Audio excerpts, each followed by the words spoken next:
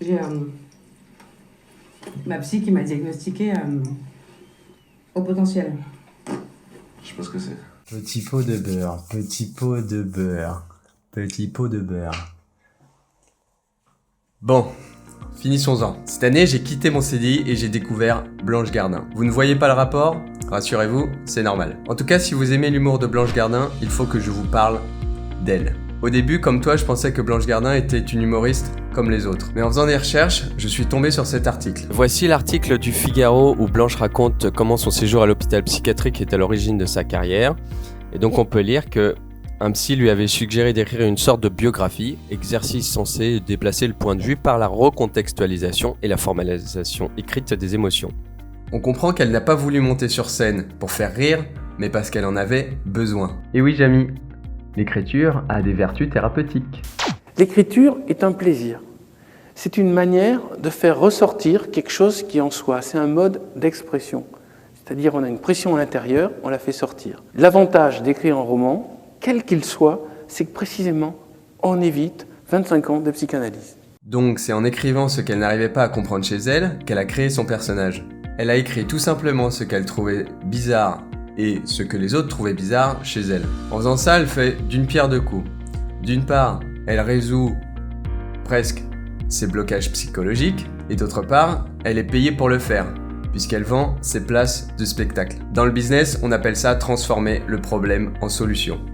Malin. Et qui l'eût cru lorsqu'elle était dans sa chambre d'hôpital psychiatrique que 4 ans plus tard, elle allait décrocher 2 Molières pour ses 2 derniers spectacles. Et vous allez me dire, ouais, et alors ? Oui, tout semblait aller pour le mieux jusqu'à ce que le Covid remette tout en question, obligeant Blanche et autres au potentiel confinés à répondre aux questions qu'ils se posent sur cette putain de société dont ils n'ont pas les codes. Et c'est pour ça que j'ai quitté mon CDI. Démonstration. J'ai ma psy qui m'a diagnostiqué au potentiel. Je sais pas ce que c'est. Ouais, non, je sais pas ce que c'est. On se doute. Et ça fout bien les boules. Je comprends pas. Autiste, genre tu comptes C'est la même famille que autiste, ouais. Tu calcules super vite et tout. Tu comptes les traits Non, dans la ça rue. c'est gros cliché sur les autistes. Et c'est pas, je vais pas avoir énormément d'humour dessus non plus parce que en fait c'est pas hyper cool quoi. C'est un, enfin en fait je sentais qu'il y avait un truc de problème d'empathie parce que je ressens beaucoup plus que les autres les émotions et notamment les émotions des autres. Donc en fait je suis beaucoup plus touchée que le reste, la majorité des gens par les sentiments des autres. Non, ce que je comprends pas, c'est surtout qui a dit ça. Bah, c'est ma psy m'a dit d'acheter ce bouquin. Trop intelligent. Être surdoué, c'est d'abord et avant tout une façon d'être intelligent, un monde atypique de fonctionnement intellectuel, une activation des ressources cognitives, colère contre ses parents, colère contre la vie, colère contre les autres, colère de ne pas avoir été compris, de ne pas avoir su se comprendre soi-même et peur de décevoir encore. Non, mais du coup, t'es en colère. Ben ouais, je suis en colère. Évidemment. Parce que les autres sont trop cons. Mais non, je suis en colère. Je suis en colère de pas me sentir comprise, tu vois, de me sentir à l'écart et de sentir qu'en fait j'ai quelque chose d'inexploité en moi qui est hyper fort, tu vois. C'est pas un truc avec lequel on peut vraiment rigoler parce que en fait ça isole beaucoup et Donc c'est peut-être pour ça que les cons sont peut-être plus heureux si on suit ta théorie. ah bah je pense ouais. Enfin je vois vous comment vous êtes gay tout le temps, vous êtes capable d'être léger. Parce qu'on est cons quoi. Bah non, mais pas con, mais c'est une question de fonctionnement cognitif, c'est pas une question de valeur, c'est pas une question de je suis mieux que vous, non, c'est pas ça. C'est que moi j'ai un fonctionnement en arborescence, c'est-à-dire que je suis capable de tout voir en un seul. J'ai un truc panoptique en fait, je vois probablement que les gens qui ont inventé Internet c'était des surdoués comme moi. L'extrait que vous venez de voir provient de la série écrite par Blanche Gardin qui vient de sortir sur Canal+, qui s'appelle « La meilleure version de moi-même ». C'est tourné comme un documentaire où justement elle raconte sa compréhension qu'elle fait d'elle-même mais de manière exagérée. Vous la connaissez. C'est dingue parce qu'on a l'impression qu'elle ne joue pas dans ces extraits. Et ce qui est drôle, c'est qu'elle rencontre d'autres personnes qui sont comme elle mais qui ne le savent pas encore. C'est ridicule. Ah, bon. C'est ridicule. Eh ben, Harry.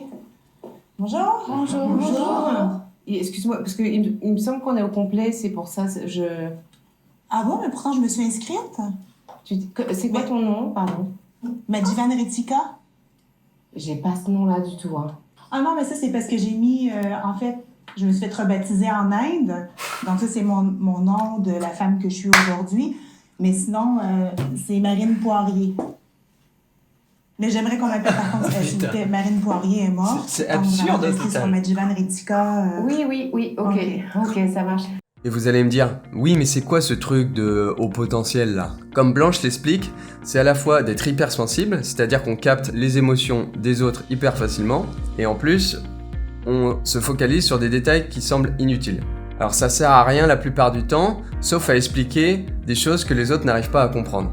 D'ailleurs, c'est justement ce que je suis en train de faire dans cette vidéo. Et c'est aussi avoir un cerveau qui pense à plein de trucs en même temps. C'est plutôt handicapant le matin puisque le cerveau est reposé, du coup on pense trop vite. On a besoin d'écrire, de bien manger, de faire du sport pour bien organiser notre journée.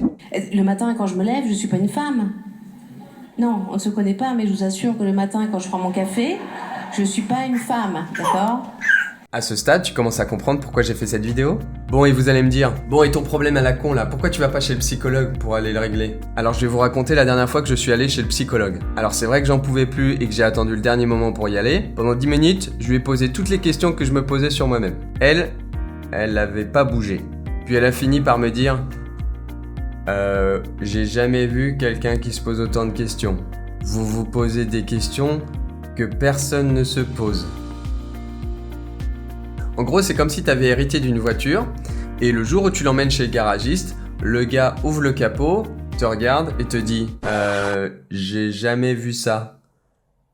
Je sais pas faire. » Ah ok, alors attends, parce que si les garagistes ne savent pas réparer ma voiture, qui va le faire? Voilà, et tout le monde s'en fout.